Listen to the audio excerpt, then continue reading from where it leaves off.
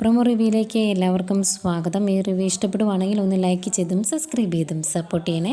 അപ്പോൾ കാര്യങ്ങൾ കൈവിട്ടു പോകുന്ന അവസ്ഥയിൽ നന്ദു പറയുന്നുണ്ട്, ഞാനും ചിലതൊക്കെ പ്ലാൻ ചെയ്തിട്ടുണ്ട്. അവളുടെ അച്ഛൻ നാട് മൊത്തം നടന്ന് കടം വാങ്ങിയിട്ടുണ്ട്. അങ്ങനെ കടം വാങ്ങി ആരുടെയെങ്കിലും കയ്യിൽ നിന്ന് ഞാൻ പരാതി എഴുതി മേടിക്കും, എന്നിട്ട് അയാൾ ഇവിടെ കൊണ്ടുവരുമെന്ന് നന്ദു പറയുന്നുണ്ട്.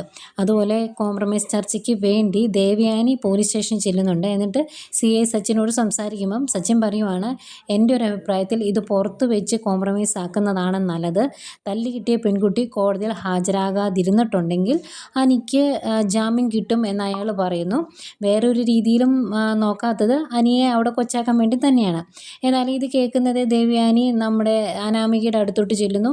അവിടെ ചെല്ലുമ്പം വേണു പറയുന്നുണ്ട്, എന്തൊക്കെയാണെങ്കിലും അവളുടെ മുഖത്ത് അനി അടിച്ചു, ആ പാട് അവിടെ നിന്ന് മാഞ്ഞു പോയാലും ഞങ്ങളുടെ മനസ്സിൽ നിന്ന് അത് പോകില്ല എന്ന് വേണു പറയുന്നുണ്ട്.